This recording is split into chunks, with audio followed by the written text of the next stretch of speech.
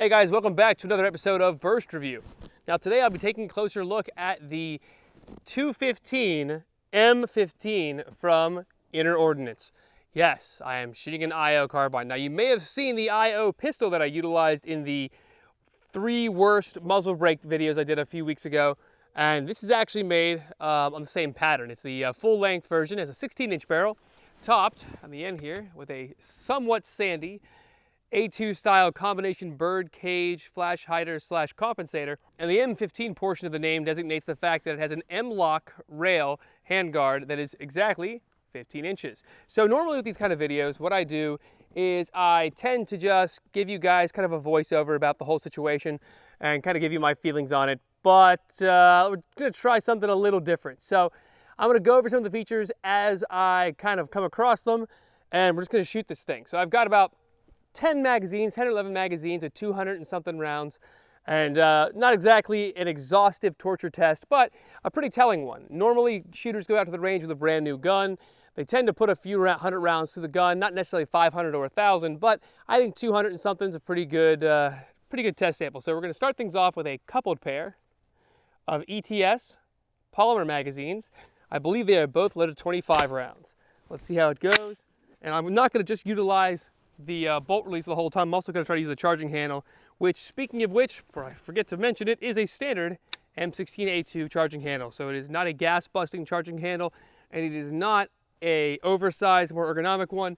The gun comes almost exactly as it looks here. The difference being, instead of this ETS magazine, and it is on safe, it comes with this C Products standard aluminum magazine, 30 round Stanag, and it does not come with an ACOG, and it retails for about $500.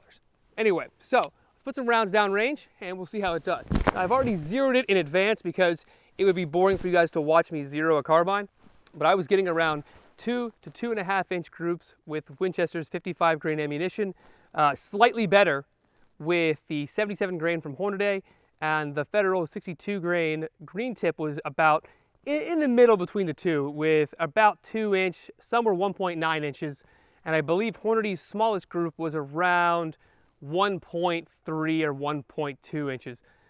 Fired from a Lehman bag rest with a bag jack. Anyway, let's put some rounds down range, all right, and see how this thing does. Now, I tested out the M-lock slots on the handguard with this Phase 5 Weapon Systems MIDI hand stop, just so I had some way of determining whether they're in spec or not. Is that a scientific test? No, but it fit all the ones I tried it on, so it's probably good to go. Anyway, let's go lob some rounds down range. It's a 55 grain full metal jacket from Winchester Ammunition.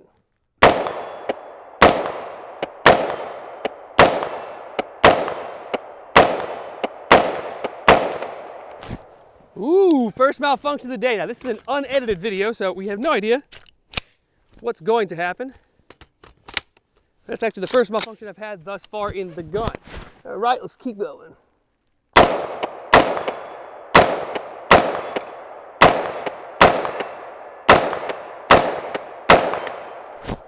Same malfunction again. It's a feathered chamber. Now I gotta, I'm gonna induce a double feed. I was hoping I kind of sneak that one past. Nope.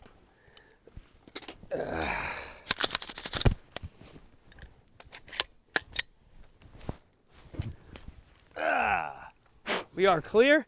Now, there is no lubrication on this firearm other than what came from the factory, so that could have something to do with it. And the ETS mags, I don't know. I've never really had any problems with them, but maybe they don't like this gun. Same problem again. Interesting.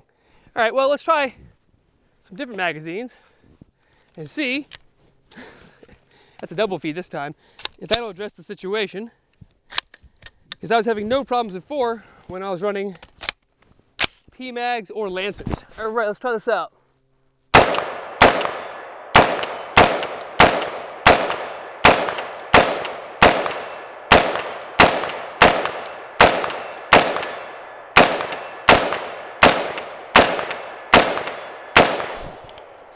That was fine. Let's get some more mags.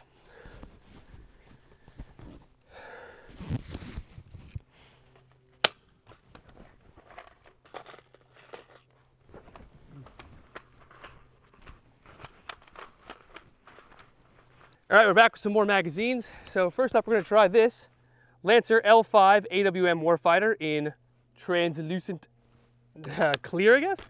And then I've got this PMag in FDE.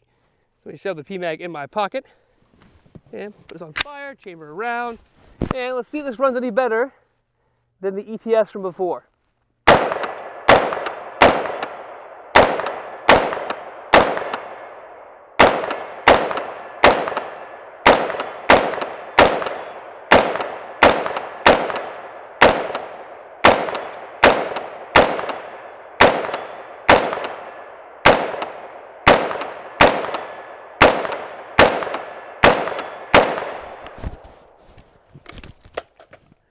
Seems like it's running pretty decent.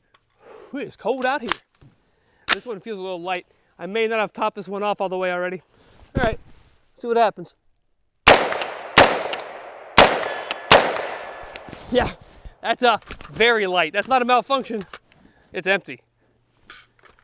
All right, next up, this is a Hex Mag in Wolf Gray. Ooh, exotic. See how this guy runs.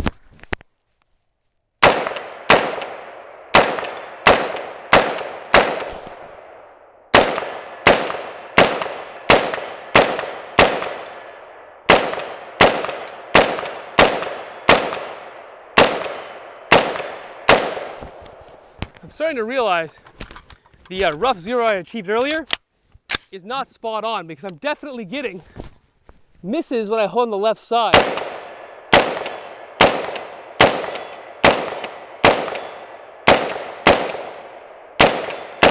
Yeah, if I hold the left side of the target at 65, 75 yards, I'm getting misses.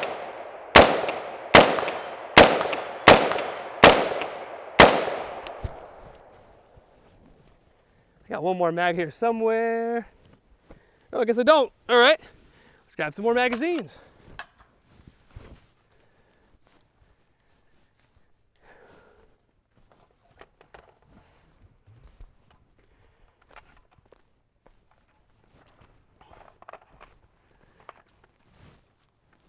All right, this one is a OK Industries, circa, I want to say 1979. It's a post-Vietnam 30-round magazine, but pretty much what you would see if you were a USGI guy back in the day. So, see how it runs? Same 55 grain ammunition.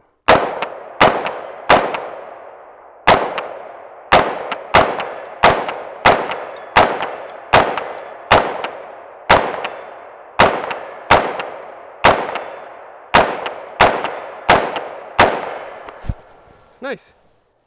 I'm gonna have Kay get behind me here for a second so you guys can see what I'm actually shooting at. And oh yeah, before I do that, this is that new magazine from MFT. It's that new polymer magazine they've come out with, supposed to be indestructible. I hadn't had a chance to really put it through the range yet. I've ran it a few different guns, so we're gonna see how it runs in this IO ink carbine.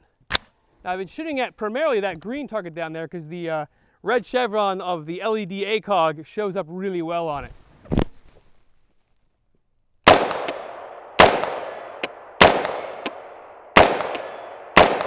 We'll shoot the close guy.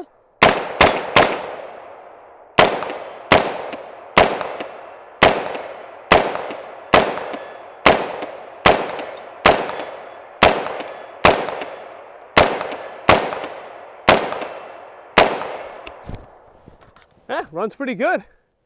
So the only issue we've had so far with ETS magazines, I was inclined to believe the issue was going to be with the rifle itself and not with the mags, but it seems to be magazine related.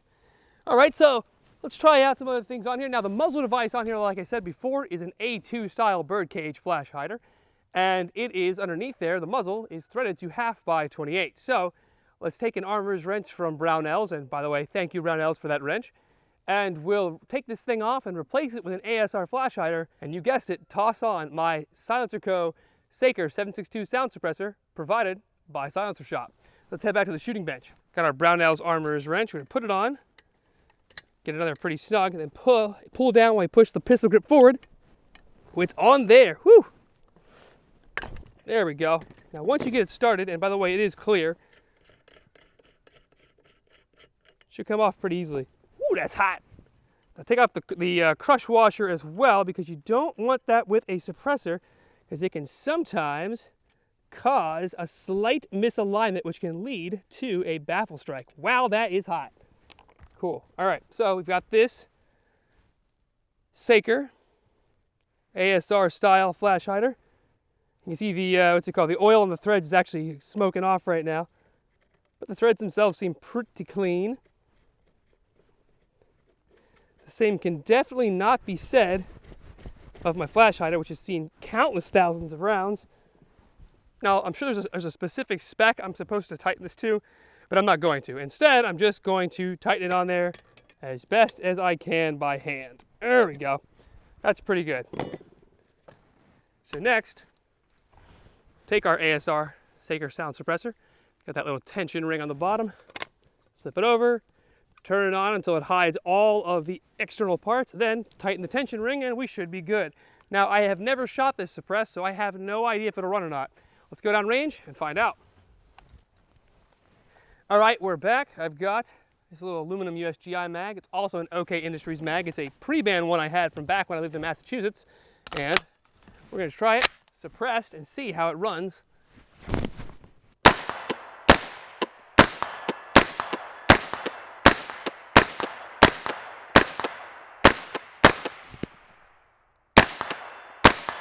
Ooh, that's gassy.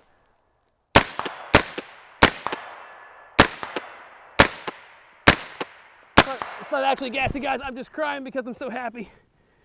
Yeah, it runs great. So, gun is clear. Let's try to see if we can get these ETS magazines to actually work. So this one's actually primarily full. We didn't even give it a try yet. So maybe we just got a bad one. All right, let's try this out. Oh, see, it doesn't even want to feed. If you can zoom in here for a second, it doesn't even want to feed when I manually let the bolt go. So that definitely seems like it's a magazine issue. We'll see if maybe once I get this round actually chambered, it'll start running a little better. Maybe the increased backward pressure and the increased bolt carrier velocity due to the sound suppressor will actually allow it to operate more reliably. Well, let's find out.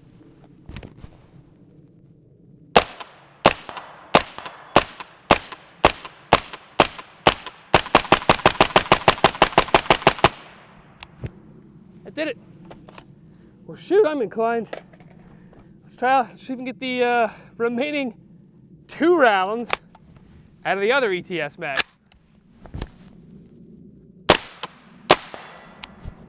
Yeah, I gotta say, I'm impressed. For a gun made by a company that is often put down, dismissed, and just, you know, everybody just hates on them, it really runs pretty decently. Now, that said, I'm gonna be honest with you guys, I would be very surprised if the only company that made components on this was IO. I think realistically, there's some other people that work here. And a pretty good giveaway is the fact that right here on the handguard is an Aero Industries A. Yeah. Which is, you know, it's fine. If they outsource their stuff, I don't care. I'm happy with that. As long as a good product is available to customers for a, you know, good price, I can't really be mad at them. Other than that, I think it's a great deal for the amount of money it is, $500 and something in the lower end. I think it can be even cheaper than that when it's on sale. I like the fact that the lower receiver has an engraved, if I can get that angle, an American flag engraved on the receiver with all the stars present. That's pretty slick. Overall, I think it's a solid gun. The only other thing I would take note of is the fact that it has a standard A2 pistol grip, which is it's okay. It's nothing to write home about. And what's interesting is they have their own proprietary buttstock, which I'm not exactly sure what that's all about. It does have a QD mount. It has some rear sling mounts in the back, and it has a pretty aggressive rubberized butt pad, which doesn't seem to do much in terms of recoil, but it's 223, who cares? But it does seem to be aggressive enough to help you, the shooter that is, with weapon retention, which is pretty clever.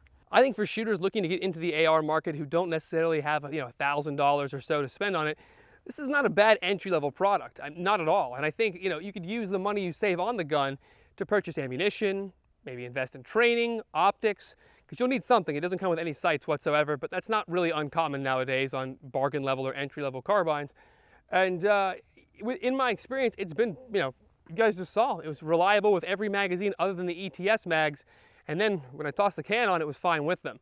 I think I would recommend, if you were going to buy this carbine and run it as your dedicated firearm, I guess for the time being, avoid ETS magazines, but Lancer, Hex Mag, MFT, USGI, all of these things are flawless. Thanks, guys. Don't forget to like, comment, subscribe, and hit that notification button down below for more burst reviews.